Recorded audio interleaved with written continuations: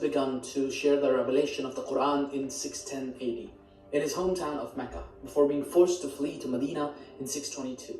From here, the Prophet played a significant hand in the geopolitics of the region, which helped spread the reach of his message and his followers. Within a decade, Muhammad's forces defeated their local rivals in Mecca, and in short order were able to consolidate their power in the Arabian Peninsula. Upon Muhammad's death in 632, control of the emerging empire would pass into the hands of various successors, who held the title of Caliph. The first four rulers formed the Rashidun Caliphate. They were deeply impactful and led the charge of the empire out of the Arabian Peninsula and into the wider world of the Mediterranean. Here they struck down the armies of the exhausted Byzantines and Sassanids to take control of the Levant, Egypt, Mesopotamia, Persia, and Anatolia.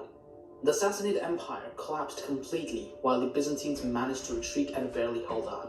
The momentum of the Islamic expansion slowed down in mid-7th century, but quickly resumed with the rise of the Umayyad caliphs, who pushed the borders of the empire all the way to the Indus in the east and Iberia in the west. While the edges of the expanding Islamic empire were as bloody and destructive as one might expect from any other rising power at the time, the territory within the empire proved far more peaceful and prosperous. After all, the area that was coming under the control of the caliphs had long been fertile economic, cultural, and scientific ground for many previous rulers. By breaking down existing fractured realms and reforming them under one domain, an incredible amount of new opportunities opened up. As Dan Carlin might put it, this creative destruction was clearing out the old forest to make room for a new one to rise from its ashes. One of the important features of the Islamic conquests was that the rapid expansion had necessitated a policy of leniency when it came to incorporating the vast domains of the caliphs, which were filled with all kinds of people from varying ethnicities and religions. Islamic rule was therefore not a case of convert or die at sword point. It instead resembled something more along the lines of Roman tolerance and fair governing. Islam still played a large role in the empire, but was envisioned as something uniquely for the Arabs, who existed as a sort of military caste above their subjects. In fact, the ruling class would put in place many measures to set Muslim Arabs apart as their own preferred group. Yet, even this group did not isolate itself entirely. As outsiders, they were keenly aware that they had much to learn and adopted a surprising degree of openness and flexibility. One of the greatest manifestations of this mindset was the Arabic translation movement. Gaining real momentum in the 7th century under the Umayyads, the movement was a widespread attempt to translate Greek, Roman, Persian, Indian, Chinese, and other written stores of knowledge into Arabic. This frenzied activity saw countless ancient texts brought together for the first time in history. Their contents not merely translated, but compared, discussed, critiqued, and disseminated. These scholarly efforts were critical in protecting previous works that might have been lost to the ages and produced much that was new. The Umayyads focused their attention on many practical subjects, commissioning works on medicine, mathematics, and astronomy. However, it would be the succeeding Abbasids who greatly increased the scope and scale of these endeavors, delving deeper into the sciences whilst also exploring the diverse fields of art and philosophy. The rule of this third caliphate would bring about the golden age of Islam and birth the House of Wisdom. The Abbasids emerged as victors from one of the many revolts against the ruling Umayyads in the mid-8th century. The unrest had many contributing factors, but was largely driven by a desire to overthrow the current system, which almost exclusively favored the minority group of Muslim Arabs. Some examples of common grievances included the monopolization of both government and military bureaucracies, as well as discriminatory regulations on marriage, housing, and taxation. Where other revolts were defeated, the Abbasids found stunning success through careful planning, propaganda, secrecy, and decisive action. In fact, theirs would prove to be one of the most successful revolutions of the era. The impact of the uprising was significant, in that it restructured the power balance of the empire. No longer were the Muslim Arabs the sole masters of the realm. Now the fruits of the caliphate were shared more equitably across the empire by a broader coalition of newly enfranchised subjects. Thanks to this easing of social restrictions, Islam was transformed from an insular religion for the Arabs to a universal world religion. This, in turn, led to a new openness to ideas from across the empire, regardless of their geographic origin. As had occurred previously following the conquests of Alexander the Great, a huge cultural and scientific exchange was unleashed across the East and the West. This was the Islamic Golden Age. To commemorate their new world order, the Abbasids founded the brand new capital of Baghdad. Commissioned on 30th of July 762 by the Caliph al-Mansur, it was located just 30 kilometers from the ancient Persian capital of Ctesiphon, and commanded strategic control of both the surrounding fertile river plain and trade routes. Its placement was a reflection of the more eastern focus of the Abbasids, who increasingly adopt all things Persian. Built in just 4 years, Baghdad was a marvel of construction and surely deserves its very own video. Suffice to say, it proved to be the beating heart of the Islamic Empire and one of the jewels of the ancient world, which rivaled the greatest cities of Europe. Under al-Mansur's careful direction, Baghdad experienced a meteoric rise and quickly became a bustling cosmopolitan city. This activity attracted some of the brightest minds of the Middle Ages and ignited the translation movement, which had previously begun under the Umayyads and was just now adopting papermaking from the Chinese. To quote Professor Ayman Geran, with talented Arabs, Jews, Christians, and other specialists from the Middle East and beyond all contributing, the quantity and the variety of works translated during this period was staggering. This included books on algebra, geometry, metaphysics, logic, and endless treatises on astronomy and astrology. It's said that on one occasion, when the Caliph al-Mamun sent a mission to bring texts back from Khorasan or northern Persia, the camel caravan that marched into Baghdad consisted of 100 animals just to carry the manuscripts. This must have been a truly magnificent sight to behold, especially given the contrast in Europe where centers of learning were being abandoned or pillaged. Creative energy soon bubbled up, not just in Baghdad, but across the whole empire.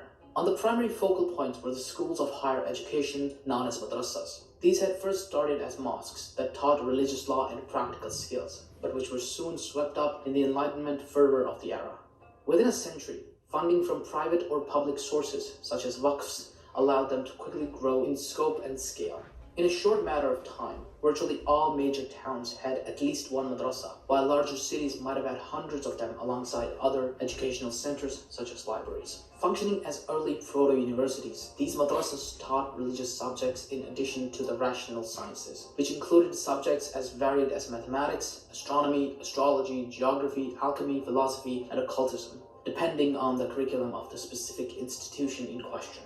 Such was the demand for these institutions that the scholars and translators could now make a reliable living and academic life was seen as a symbol of status. Knowledge itself became so highly prized that the acquisition of ancient texts even came to be considered valuable wartime plunder, comparable to gold. For instance, one of the peace treaties signed between the Abbasids and the Byzantines stipulated that Ptolemy's Almagest must be handed over as a part of the exchange. The greater ramifications of this society-wide embrace of learning was that the Caliphate of the Islamic Golden Age boasted the highest literacy rate of the Middle Ages. While the madrasa system did a great job educating the public, the more serious scientific advances were carried out by scholars working within major urban centers under the patronage of Abbasid nobles. It is therefore in the capital of Baghdad, under the direct sponsorship of the caliphs, that the greatest hub of learning would emerge. This beacon of the Islamic Golden Age would be known as Bait al-Hikmah, the House of Wisdom. The House of Wisdom had its origins in the founding of Baghdad. During construction, the Caliph al-Mansur added a library to his palace, providing economic and political support to the scholars who worked there. Successive caliphs would maintain and expand this institution. For instance, the fifth Abbasid ruler, Harun al-Rashid, is noted for adding his own storehouse of the books of wisdom. However, it would be the seventh caliph, al-Mamun, who truly left his mark. He ordered the construction of new wings, dedicated to each branch of science in addition to building brand new study centers and even a state-of-the-art observatory in 829. Quite the scholar himself, the caliph lavished such support and attention on the center of learning that today he is credited as the founder of the famed House of Wisdom. So, what was the House of Wisdom? Basically, it was a well-funded, centralized hub for learning. However, I'll note that the exact nature of that hub is subject to debate. Very little physical evidence remains today, and we are left guessing as to whether the House of Wisdom was a single entity or a web of institutions spread across Baghdad. Regardless of the distinction, it is clear that the scholarly community greatly benefited from the synergistic environment which evolved into something comparable to that of our own university towns. So, who worked at the House of Wisdom? Well, for starters, there would have been a large body of scholars made up of various specialists and their students. This group would in turn have its own administrators and support staff, which included scribes, translators, archivists, guards, chefs, and sweepers. These positions would have been filled by men and women of many ethnicities and faiths from across the empire and beyond. Persians featured prominently in their ranks, and even Christians occupied important roles in the House of Wisdom. Walking through the halls, you would have heard a huge number of different languages, including Arabic, Farsi, Aramaic, Hebrew, Syriac, Greek, and Latin. It was truly a remarkably inclusive endeavor. What did they accomplish? One of the main activities taking place in the House of Wisdom was the translation of works into Arabic, such as writings of Greek philosophers, Roman doctors, Persian astronomers, and Indian mathematicians. This was no simple matter. Just translating the text word for word requires an expertise in the subject matter to properly interpret the material. Such was the value of this work that under the Caliph al-Ma'mun, it was reported that experts could expect to receive payment equivalent to their book's weight in gold. However, things did not stop there. Once in Arabic, countless scholars would pore over the material, comparing it with other works, debating its merits amongst their peers, and injecting their own learned opinion. In this way, hundreds of years of commentaries and revisions would be added to the translated text. On top of this, new research and experimentation was taking place in centers such as the Great Observatory of Baghdad. The result was that while the light of civilization may have dimmed in the West with the fall of the Roman Empire, it roared with life in the East and led mankind into the future. Now, let's take a closer look at some of those incredible achievements coming out of the House of Wisdom and the Islamic Golden Age. The first leader of the House of Wisdom was the Christian Hunayn ibn Ishaq.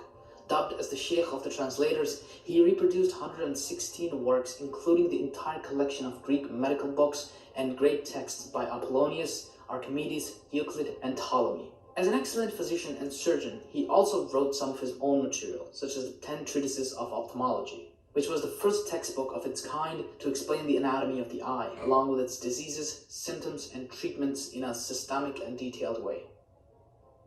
Al-Khwarizmi, another leader of the House of Wisdom, produced important works in mathematics, astronomy, and geography. Known as the father of algebra, his treatise entitled The Compendious Book on Calculations by Completion and Balancing would be used as the principal mathematics textbook in Europe until the 16th century. His second most influential work on arithmetic, using Hindu-Arabic numerals, revolutionized the manipulation of numbers and gave rise to the term algorithm. In addition, he contributed significantly to the development of trigonometry and geography, building upon world maps by calculating the precise latitudes of various cities. Al-Kindi, remembered as the father of Arab philosophy, delved deep into the writings of Hellenistic thinkers and successfully incorporated Aristotelian and Neoplatonist thought into an Islamic philosophical framework. He is also noted for his 230 works in many other subjects, such as astronomy, optics, medicine, chemistry, and mathematics. However, one of his most interesting and influential books would be entitled The Manuscript on Deciphering Cryptographic Messages, which earned him recognition as one of the fathers of cryptography. Ibn Sina, known to the West as Avicenna, was another titan of his time, with over 450 published works covering topics such as astronomy, alchemy, geography, geology, psychology, theology, logic, mathematics, physics, and poetry. His most famous book is The Canon of Medicine, a medical encyclopedia which became a standard text at many medieval universities for nearly 700 years. There are countless more such figures we could list off. Al-Zahrawi, the father of surgery, Thabit ibn Qurra, the founder of statistics, Ismail al-Jazari, who engineered intricate water pumps and automated clocks, Al-Biruni, who calculated the radius of the earth to within several kilometers, and many more, not to even mention the many fantastic artists, poets, musicians, and architects of the period. The end of the Islamic Golden Age. Sadly, after nearly 500 years, the Islamic Golden Age would draw to a close. Many scholars place this date in 1258, with the Mongol sack of Baghdad, which destroyed the city along with the House of Wisdom. While this undeniably traumatic event greatly set back the Islamic world, much of the era's momentum continued to propel it forward. However, in the long run, these sorts of attacks did begin to take their toll. Muslim leaders increasingly found themselves in troubled economic and political waters, which made it difficult to maintain the thriving environment of the Golden Age. Turning more to military matters and wariness of the outside influence led to a decline in the openness of sciences, and a turn inwards to more close-minded dogmatism. I hope you've enjoyed this video and the amazing history of the Islamic world that so often goes unappreciated in the modern media. For more great content, definitely check out the channel